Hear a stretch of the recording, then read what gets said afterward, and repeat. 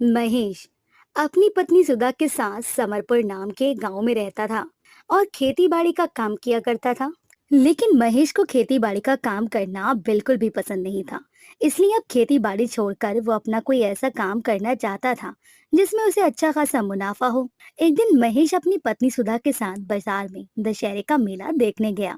मेला देखने के बाद उन दोनों को थोड़ी भूख लगी, तो वो दोनों बाजार में खड़े समोसे वाले के पास गए और जाकर समोसे खाने लगे। देखते ही देखते उस समोसे वाले की दुकान पर लोगों की भीड़ जमा हो गई।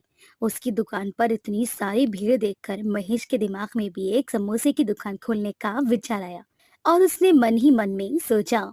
ये समोसे वाला दिन भर में कम से कम नहीं तो 3 से 4 हजार रुपए तो कमाता ही होगा।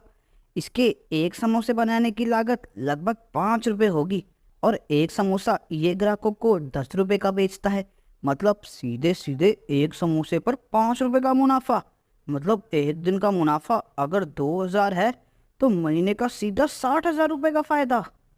समोसे वाले की अच्छी खासी बिक्री देखकर महेश भी अब बाजार में समोसे का एक ठेला लगाने का निर्णय ले लेता है और वो घर जाकर अपनी पत्नी सुधा से इस बारे में बात करता है।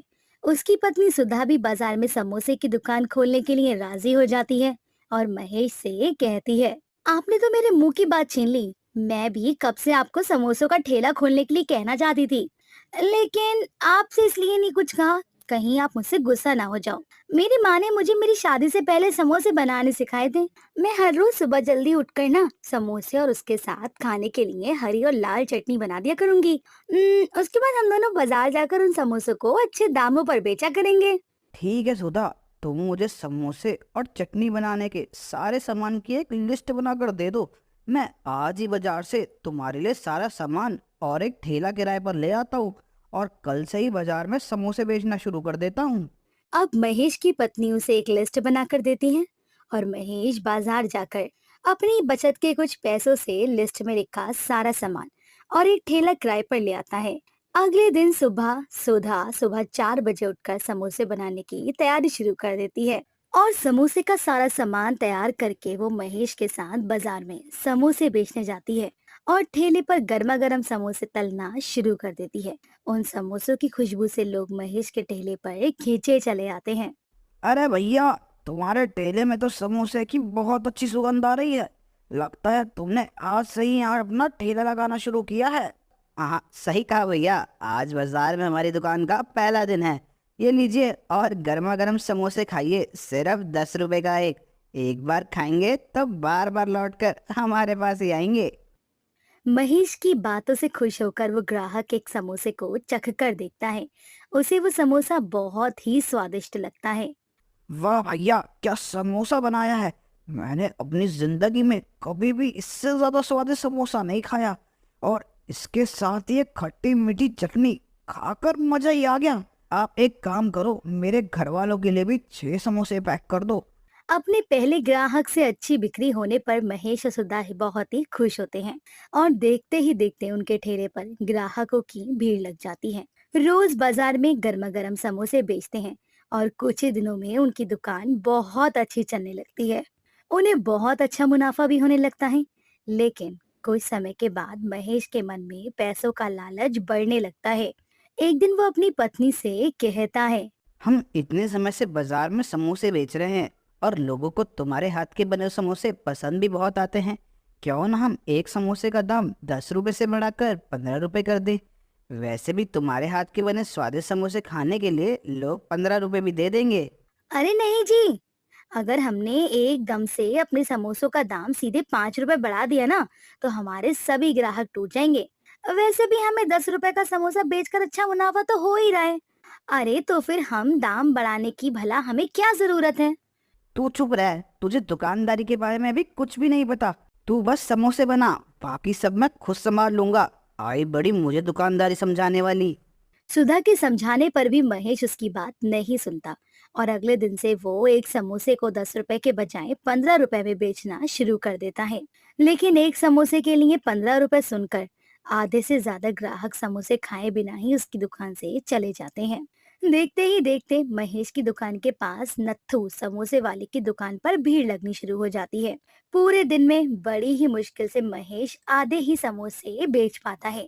शाम को जब वो दोनों घर लौटते हैं, तो सुधा महेश से कहती है, मैंने आपसे कहा था ना कि अगर आपने दाम बढ़ाया तो हमारे ग्राहक टूट जाएंगे।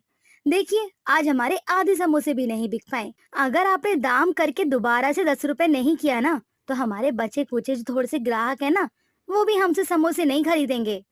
देख सुधा, मैंने तुझे कल भी समझाया था और आज फिर समझा रहा हूँ। दुकानदारी कैसे करनी है ये तू मुझे मत समझा। अगर एक दिन ग्राहक नहीं आए तो क्या हुआ? जब किसी और दुकान पर उन्हें ऐसा स्वाद नहीं मिलेगा तो भागते हुए हमारी दुकान पर ही आएंगे। तू ज्यादा मत सोच और आराम से सो जा। महेश की बातें सुनकर सुधा परेशान हो जाती है। जब अगले दिन वो दोनों बाजार में समोसों का ठेला लगाते हैं, तो उनकी दुकान पर कल से भी कम समोसे बिक पाते हैं। और देखते ही देखते नत्थू हलवाई की दुकान पर ग्राहकों की भीड़ लग जाती है। लेकिन ये सब देखकर भी महेश अपना लालच नहीं छोड़ता, और उसका मन ही मन वो कहता है, इस नत्थू समोसे वाले का तो मुझे कुछ करना ही पड़ेगा। अगर सब लोग इसी तरह इससे समोसे खरीदते रहे मैं तो बर्बाद हो जाऊंगा यार। अब महेश अगले दिन सुबह जल्दी उठकर बाजार जाता है, और नत्थू हलवाई की नजरों से छिपकर उसने आलू के मसाले में खराब मसाला मिला देता है, और जल्दी से वहां से 9 दो 11 हो जाता है। और कुछ ही देर में सुधा के साथ अपना ठेला लेकर बाजार पहुंच जाता है। अब नत्थू हलवाई गरम गरम समोसे तलना शुरू कर देता है, और उसकी दुकान के बाहर भीड़ लगनी शुरू हो जाती है। उसकी दुकान पर भीड़ लगती है, ये देखकर महेश मन ही मन बहुत खुश होता है। उसे इतना खुश देखकर सुधा पूछती है, अरे हमारी दुकान पर ना तो सुबह से एक भी ग्राहक आया है, और ना ही हमारी कोई लॉटरी लगी है, तो फिर आप इतने खुश क्यों हो रहे हैं? सच सच बताइए, क्या चल रहा है आपके दिमाग में? कुछ नहीं मेरी प्यारी सुधा, वो कहते हैं ना, जब सीधी उंगली से घी ना निकले तो उंगली टेढ़ी करनी ही पड़ती है। बस थोड़ी देर सब्र करो और देखती जाओ उसकी दुकान के आगे लगी भीड़ कैसे हमारे पास खींची चली आती है।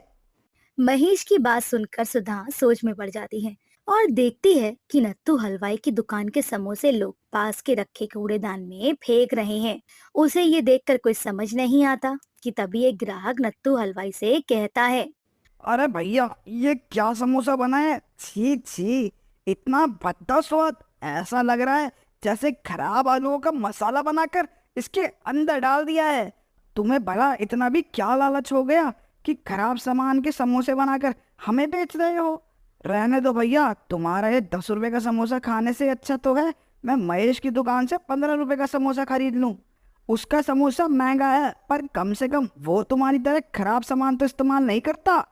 उस ग्राहक की बात सुनकर नत्थू हलवाई असमंजस में पड़ जाता है, और सोचता है कि आखिर उसके सारे समोसे खराब कैसे हो गए। और तभी कुछ ही देर में महेश की दुकान के आगे ग्राहकों की भीड़ लग जाती है। अरे भैया, अब तो तुम्हारे यहाँ से ही समोसे खरीद कर खाया करेंगे। 5 रुपए के लालच में अपनी सेहत से खिलवाड़ नहीं करना। अरे भैया, मेरा तो ये उसूल है, सामान चाहे 2 रुपए महंगा बेच लूंगा लेकिन घटिया सामान इस्तेमाल करके किसी की सेहत के साथ खिलवाड़ नहीं करूंगा। देखते ही देखते महेश के सभी पुराने ग्राहक उसकी दुकान पर लौट आते हैं, और अब हर रोज सुबह जल्दी बाजार जाकर मौका देखकर नत्थू समोसे वाले के आलूओं में मसाला खराब कर देता और मिला देता। और कुछ ही दिनों में नत्थू समोसे वाले की दुकान बिल्कुल ठप पड़ जाती है, और महेश की दुकान दिन दोगुनी और रात चौगुनी तरक्की करने लगती है। लेकिन वो कहते हैं ना कि बेईमानी से किया गया काम ज्यादा दिन तक नहीं टिक पाता। ऐसे ही कुछ दिनों के बाद जब महेश को मौका मिलता, वो देखकर नत्थू समोसे के आलूओं में खराब मसाला मिला रहा होता, तो पास की एक दुकान वाले महेश को ऐसा करते देख लेता है, और वो ये बात जाकर नत्थू समोसे वाले को बता देता है। नत्थू समोसे वाला उसकी ये बात सुनकर आग बबूला हो जाता है, और जब अगले दिन महेश फिर से उसके समोसों में खराब मसाला मिलाने जाता है, तो नत्थू समोसे वाला बाजार के बाकी दुकानदारों के साथ उसे ऐसा करते हुए रंगे हाथों पकड़ लेता है, और सभी दुकानदार मिलकर उसे बुरी तरह पीटते हैं। जब ग्राहकों को महेश की इस गिरी हुई हरकत के बारे में पता चलता है, तो सभी ग्राहक उसे समोसे खरीदना बंद कर देते हैं, और कुछ ही दिनों में अपना समोसे का ठेला उसे बंद करना पड़ता है। पूरे गांव में अपना नाम खराब होने के बाद अब वो गांव में अपना कोई भी काम शुरू नहीं कर पाता है और ना ही गांव में कोई अपने यहाँ काम पर रखता है। अंत में उसे जब कोई काम नहीं मिलता तो उसे अपना घर चलाने के लिए उसे और उसकी पत्नी को मिलकर खेती का ही काम करना पड़ता है और उसके लालच का परिणाम उसके साथ साथ उसकी पत्नी को भी भुगतना पड़ता है।